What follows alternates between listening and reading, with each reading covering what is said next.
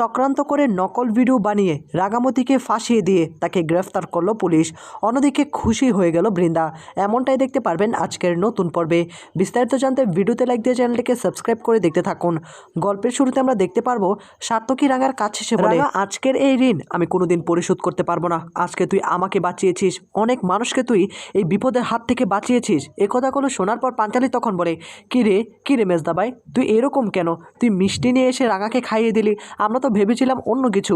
আমরা তো ভেবে নিয়েছিলাম যে রাঙার প্রতি তুই আবার রাগ করবি, রাঙাকে তুই নানা কথা শোনাবি, কিন্তু এখন তো দেখছি উল্টো।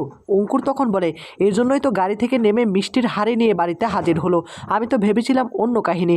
এই কথা শোনার পর তখনই সার্থকী বলে, আরে আমি কি বরাবরের মতো খারাপ মানুষ নাকি? আমি একটু ভালো মানুষও আছি বটে। রাঙা, আজকের আমি ভীষণ রকম খুশি, জানিস তো। আজকে আমি নিজের ভুল বুঝতে পেরেছি, তাই বাড়িতে একটা আয়োজন করব, একটা অনুষ্ঠানের আয়োজন করব। এদিকে তখনই বিহু বলে ওঠে, হ্যাঁ, বাড়িতে একটা অনুষ্ঠানের আয়োজন করতে হবে। এদিকে তখনই আবার রাঙা বলে, দেখ, এই সব কিছু তো আমি একা করিনি। আমার সঙ্গে ছিল কম্পাস ছিল, সত্যজিৎ স্যার ছিল। তারা যদি না থাকতো আমি এই অসাধ্য সাধন কোনোভাবেই করতে পারতাম না। আর কম্পাস না থাকলে ওই মিসাইল দুটোকে ডিরেক্টিভ আমি তো করতে পারতাম না। তাই এই সকল কিছু আমি কম্পাসকে এবং সত্যজিৎ স্যারকে উৎসর্গ করতে চাই। যেহেতু বাড়িতে অনুষ্ঠান করা হবে, আমি কম্পাসকে ফোন করব। আমি জানি না কম্পাস এখানে আসবে কিনা, তবু আমি চেষ্টা করব, দেখি কম্পাসকে এ বাড়িতে আনতে পারি কিনা। কম্পাস না আসলেও সত্যজিৎ স্যার কিন্তু অবশ্যই আমাদের বাড়িতে আসবে। তখন একলব্য বলে, আচ্ছা ঠিক আছে, আমি না হয় সত্যজিৎ দাকে একবার ফোন করে দেখি, ফোন করে তাকে তাড়াতাড়ি আসতে বলি। এদিকে সকলেই তখন হাসাহাসি করতে শুরু করে, সকলেই মিষ্টি মুখ করতে শুরু করে। ঠিক সেই মুহূর্তে বিহুকে ময়না মিষ্টি খাইয়ে দিতে শুরু করে। আজকে পরিবারে একটা খুশির আনন্দ নেমে এসেছে এতদিন পর।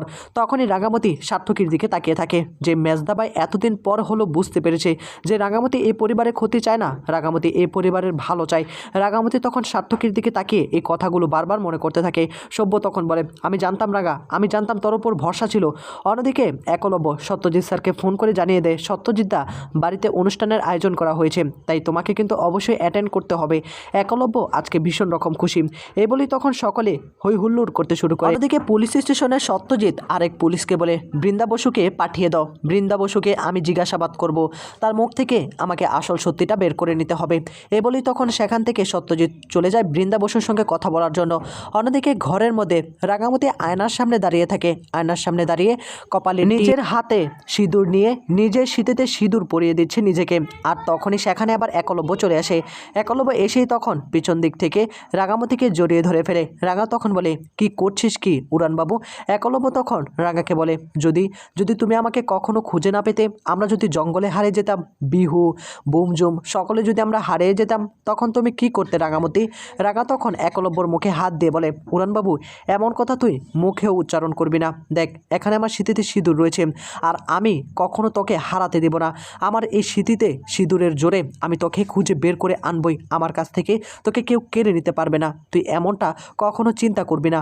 এ বলি তখন রাঙামতি একলব্যকে সান্ত্বনা দেওয়ার চেষ্টা করে। একলব্য তখন বারবার বলে, আমার তবু কেন জানি বারবার মনে হচ্ছে সামনে কোনো বিপদ আসতে চলেছে, কেন জানি আমার মনটা ছটফট করছে। রাঙা তখন বলে, কোনো বিপদই আমাদেরকে কিছু করতে পারবে না। তুই একটা কথা ভেবে দেখেছিস, যখন একটা পাখি বাচ্চা দেয় তখন সে ডানা দিয়ে তার বাচ্চাদেরকে আগলে রাখে, আর আমিও বিহুকে আমার মতো করে আগলে রাখবো। একদম তুই চিন্তা করিস না উড়ানবাবু। এ বলে তখন একলব্যর দিকে তাকিয়ে থাকে। একলব্য হঠাৎ করে তার মায়ের কথা বলে, তুমি তো বললে তোমার মা নাকি বেঁচে আছে, তোমার মায়ের সঙ্গে তো বহু বছর পর তোমার দেখা হলো, তা তুমি তোমার মায়ের সঙ্গে এখানে আসলে না কেন? তোমার মাকে তো নিয়ে আসতে পারতে। রাঙা তখন বলে, আমি বলেছিলাম উড়ানবাবু, আমার মায়ের সঙ্গে এত বছর পর দেখা হয়েছে, সে আমাকে বলেছে সে নাকি আসবে, তবে এখানে থাকবে কিনা সেটা আমি জানি না। দেখ, জঙ্গলে আমার মায়ের সঙ্গে অনেক মানুষের একটা আত্মার সম্পর্ক হয়ে গিয়েছে। আমার মা ওইখানে জীবাণুর একটা প্রতিষেধক বানানোর চেষ্টা করছে, কিন্তু কে বা কারা যেন এই জীবাণুটাকে কাজে লাগিয়ে পুরো শহরটাকে শেষ করে দেওয়ার চিন্তা করছে। কে বা কারা এর সঙ্গে জড়িত, আমাকে খুঁজে বের করতে হবে। মাকে আমি অনেক করে বলেছিলাম, কিন্তু ঠিক সেই মুহূর্তে আবার একলব্য এসে বলে, আমি কোনো কথা শুনতে চাই না রাঙামতি, তোমার মাকে অবশ্যই তুমি এখানে আসবে। তোমার মা এখানে থাকুক বা না থাকুক, আমরা বুঝিয়ে সুঝিয়ে ঠিকই রেখে দেব। এ বলেই তখন রাঙামতি ভাবতে শুরু করে। অন্যদিকে বৃন্দাকে নানাভাবে জিজ্ঞাসাবাদ করতে শুরু করে সত্যজিৎ। প্লিজ বৃন্দা বসু, এবার অন্তত তুমি বলো যে তুমি কিভাবে কি বা কার সঙ্গে এই মিসাইল অ্যাটাকের সঙ্গে জড়িত। বৃন্দা তখন বলে, তোমার কি মনে হয় আমি এর সঙ্গে জড়িত? সত্যজিৎ তখন বলে, তোমার কি মনে হয় আমি কিছু জানি না? তাহলে ওই বসুকুটির পরিবারে এতগুলো ডিভাইস কোথা থেকে আসলো? নিশ্চয়ই তুমি ওইগুলো আনার ব্যবস্থা করেছো, না হলে তোমার সঙ্গে কারো কানেক্ট অবশ্যই আছে। বৃন্দা তখন বলে, হ্যাঁ, এখন সমস্ত দোষ আমার। বাড়িতে আমি একা থাকি নাকি? বাড়িতে আরও অনেক লোক থাকে, তাদেরকে জিজ্ঞাসাবাদ করো, তাদেরকে সন্দেহ করো। আমি যে এই কাজটা করেছি তোমাদের কাছে কোনো প্রমাণ রয়েছে? সত্যজিৎ তখন বলে, না, তার প্রমাণ নেই, কিন্তু আমি বাড়ির সকলেই জানে বৃন্দা বসু ছাড়া এই কাজ আর কেউ করতে পারে না। আচ্ছা, এই কথা না হয় বাদই দিলাম, একটা আননোন অ্যাকাউন্ট থেকে তোমার অ্যাকাউন্টে 5 কোটি টাকা এটা কিভাবে ট্রান্সফার হলো? এদিকে একলব্য রাঙার দিকে তাকিয়ে বলে, রাঙা, তোমার কি আসলে তোমার মায়ের জন্য মন খারাপ করে না? রাঙা তখন বলে, কি করব আমি বলতো, এখন মা তো এখানে আসবে না, মা এখানে আসতে চাইবে না, আমি কি তাকে জোর করে আনতে পারি নাকি? একলব্য তখন বলে, দেখো রাঙা, তোমার বাবা আমার জন্য তার জীবনটা দিয়ে দিয়েছে, আমি তোমার বাবার জন্য কিছু করতে পারিনি। শেষ পর্যন্ত এত বছর পর যেহেতু তুমি তোমার মাকে পেয়েছো, আমি চাই তোমার মা এই বাড়িতে আসুক, যেন তার একটু সেবা যত্ন আমি করতে পারি। এই বলেই তখন তারা দুজনের কাছাকাছি চলে আসে। কিছুক্ষণ পরই বিহু সেখানে এসে বলে, আমি কিছু দেখি। বিহুর মুখে একথা শুনে তখনই একলব্য এবং রাগামতি বিহুর কাছে এসে বলে, কি দেখোনি তুমি, কি দেখোনি, কি বলছো কি? বিহু তখন বলে, তোমরা যে লাভ করছিলে এটা আমি দেখিনি। আর একথা শোনার পর রাগা এবং একলব্য দুজনেই হাসাহাসি করতে শুরু করে, দুজনেই বিহুকে কাছে টেনে নেয়। অন্যদিকে পুলিশ স্টেশনে ফোন করছে, অর্থাৎ নানাভাবে খোঁজ খবর নেওয়ার চেষ্টা করছে ওই মিসাইল অ্যাটাকের সঙ্গে কে বা কারা জড়িত। হঠাৎ করে পুলিশ স্টেশনে একটা বৃদ্ধ লোক আসে, আর এসে তখন পুলিশকে বলে, আমি একটা কমপ্লেন করতে চাই। আর তখনই পুলিশ বলে, বসুন, আমি একজনের সঙ্গে কথা বলছি, তারপর দেখছি কি করা যায়। এদিকে সে বৃদ্ধ লোকটি একটা বদমতলব নিয়ে এসেছিল। হঠাৎ করে কার যেন ফোন আসে, আর ফোনটা রিসিভ করে বলে, স্যার, আপনি চিন্তা করবেন না, আমি পুলিশ স্টেশনে বসে রয়েছি, এখানে নেটওয়ার্ক কেউ পাবে না। এখন আমি যে ডিভাইসটাকে এখানে লাগিয়ে দিব না, তাতে করে সত্যজিৎ সিনহার সঙ্গে কেউ যোগাযোগ করতে পারবে না, তাই আমি বলছি আপনি চিন্তা করবেন না। হঠাৎ করে দেখা যাবে পুলিশ স্টেশনের সমস্ত নেটওয়ার্ক বিচ্ছিন্ন হয়ে যায়, অর্থাৎ কারো ফোনই আর রিসিভ হচ্ছে না বা যাচ্ছে না। এদিকে বৃন্দা বসুর কথাগুলো শুনে সত্যজিৎ বলে, দেখো বড় বৌদি, অনেক হয়েছে, যদি ভালোই সব কিছু বলে দাও তাহলে ভালো, না হলে কিন্তু তুমি লন্ডনে যেতে পারবে না। বৃন্দা তখন বলে, তুমি যেহেতু এতই জানো, তুমি খুঁজে বের করার চেষ্টা করো না। সত্যজিৎ সেখান থেকে চলে গেলে বৃন্দা তখন মুচকি হেসে এসে বলে, রাগা, আমাকে ফাঁসাতে চেয়েছিস, কিন্তু তুই সামনে দেখ, তোর বিপদ আসতে চলেছে সামনে, এত সহজে আমাকে ফাঁসাতে পারবি না। এদিকে বসুকুটির পরিবারে আজকে আনন্দের জোয়ার ভেসে উঠেছে, সকলে একসঙ্গে অনেক দিন পর খেতে বসেছে। তখনই রাঙার কথা চিন্তা করতে থাকে। রাঙা নেই, রাঙাও সেখানে চলে আসে। পাঞ্চালি ময়নাকে বলে, তোরাও বসে পড়, একসঙ্গে খাবার খাই। ময়না তখন বলে, না রাঙা, তুমি খাবার খাও। তখনই বিহু বলে, আমি আজকে মা এবং বাবার মাঝখানে বসে খাবার খাবো। রাঙা তখন বলে, আচ্ছা ঠিক আছে, সকলে একসঙ্গে বসে পড়, আমি খাবার বেড়ে দিচ্ছি। রাঙা তখন নিজের হাতে বিহুকে খাবার খাইয়ে দিচ্ছে। আর তখনই বিহু বলে, এখন থেকে প্রতিদিন কিন্তু আমাকে তুমি খাবার খাইয়ে দিবে। রাঙা বলে, আচ্ছা ঠিক আছে। কিছুক্ষণ পরেই বাড়িতে পুলিশ এসে হাজির হয়।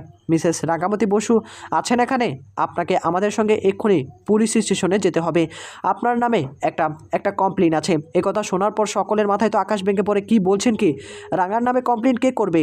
রাগামতি আজকে এতগুলো মানুষকে বাঁচালো, মিসাইলকে ডিএক্টিভ করলো, তার মধ্যে রাগামতিকে ফাঁসানোর চেষ্টা কে করছে? তখনই পুলিশ অফিসার বলে, এই মিসাইল অ্যাটাকের সঙ্গে রাগামতি একদম ভালোভাবে উৎপ্রতভাবে জড়িত। এই কথা শোনার পর অঙ্কুর শোভ বলে, আপনাদের কোথাও ভুল হচ্ছে, কি করছেন কি? রাগামতি আমাদেরকে মিসাইলটাকে ডিরেক্টিভ করলো, আর এখন রাগামতির দোষ হয়ে গেল। তখন এবার পুলিশ বলে, আমাদের কাছে প্রমাণ আছে, আর সেই প্রমাণের ভিত্তিতে এখানে এসেছি। আর এদিকে একলব্য তখন বলে, আপনাদের কি মনে হয় রাগামতি জানতে পারলো আমাদের বাড়িতে নাকি কি ডিভাইস রাখা রয়েছে, আপনাদেরকে খবর দিল, আপনারা সেগুলোকে জব্দ করলেন, তারপর মিসাইলগুলোকে ডিরেক্টিভ করলো, আর আপনারা কি করে বলতে পারলেন রাগামতি এর সঙ্গে জড়িত? আপনাদের কোথাও ভুল হচ্ছে। রাগা তখন পুলিশের কাছে এসে বলে, কোনো সাক্ষ্য প্রমাণের ভিত্তিতে তুই আমাকে গ্রেফতার করতে এসেছিস? কোনো প্রমাণ তোর কাছে আছে? তখনই আবার পুলিশ অফিসার বলে, প্রমাণ ছাড়া আমি কাজ করিনি, আপনি যে কত বড় খেলোয়াড় সেটা খুব ভালো করে আমি বুঝতে পারছি। সেই মিসাইলের পাসওয়ার্ড কী ছিল? আপনার মায়ের নামে পাসওয়ার্ড ছিল, আর আপনার মাই জানতো একমাত্র সেই বিষাক্ত ভাইরাসের কথা। আর তখনই হঠাৎ করে পুলিশ অফিসার একটা ভিডিও দেখায়, যে ভিডিওর মধ্যে স্পষ্ট রাগামতি এবং তার মাকে দেখা যাচ্ছে। রাগামতি বলছিল সেই ভাইরাস দিয়ে পুরো শহরটাকে শেষ করে দিবে। এই ভিডিওটা ছিল একটা ভিডিও। রাগা তখন বলে, আমি এমনটা বলিনি, এটা ফেক ভিডিও। তোদের কাছে এই ভিডিও কে পাঠিয়েছে আমাকে বল, তোরা কোথায় পেয়েছিস এই ভিডিও? তখনই ময়না বলে, উমরি যা রাঙা, তুমি এই কাজটা করতে পারলে? তখন এবার সার্থকী বলে, না না, রাঙা এমন কোনো কাজ করতে পারে না পুলিশ অফিসার, আপনাদের ভুল হচ্ছে। পুলিশ তখন বলে, ভুল কি ঠিক সেটা আমরা আস্তে আস্তে খুঁজে বের করব, কিন্তু এখন আপাতত যা ভিডিও, যা এভিডেন্স রয়েছে সমস্ত কিছুই আমরা এটা প্রমাণ করে যে রাগামতি আসলেই এর সঙ্গে জড়িত। তাই রাগামতি, ইউ আর আন্ডার অ্যারেস্ট। আর এই কথা শোনার পর রাগামতির মাথায় আকাশ ভেঙে পড়ে। রাগা তখন বলে, চল, কিন্তু রাগামতি তীরন্দাজকে কেউ দমাতে পারবে না, সত্যের জয় হবে। এই ছিল আপডেট।